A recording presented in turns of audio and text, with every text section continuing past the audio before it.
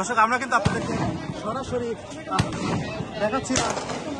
সরাসরি কিন্তু দেখাচ্ছি এক উত্তপ্ত পরিস্থিতির মধ্যে কিন্তু পার করছে, অর্থাৎ ব্রিজের এক পাশে রয়েছে যারা আওয়ামী লীগের অবস্থান এবং অন্য পাশে কিন্তু আমরা দেখতে পাচ্ছিলাম পুলিশের যে অবস্থানটি, সেটি কিন্তু আপনাদেরকে দেখার চেষ্টা করছিলাম। এবং পুলিশ কিন্তু আবারও তাদেরকে সাথে লড়াই করছে এবং সেনাবাহিনী সরে যাওয়ার পরেই মূলত পুলিশকে মাঝখানে রেখে অর্থাৎ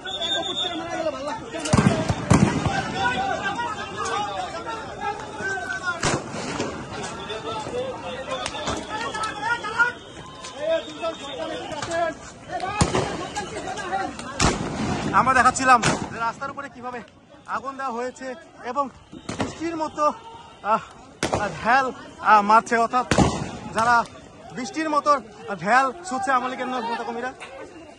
এবং তারা যেটি বলছে, তারা কোথায় থেকে আসছে কেউ কিন্তু এটি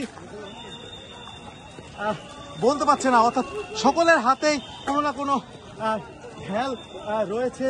আমরা কিন্তু আপনাদেরকে সেটি দেখাচ্ছিলাম।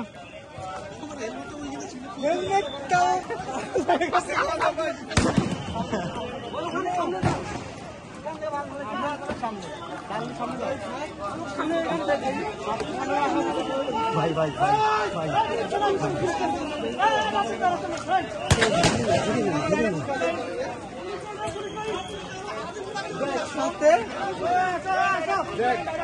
আমরা আপনাদেরকে দেখাচ্ছি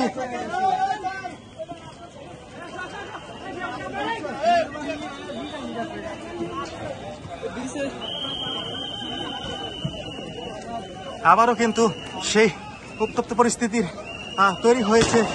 তারা পুরো এলাকাতেই কিন্তু অবস্থান করছেন এবং আবারও পুলিশকে তারা ঢেল দিচ্ছেন এবং পুলিশও তাদের প্রতিহত করার চেষ্টা করছে।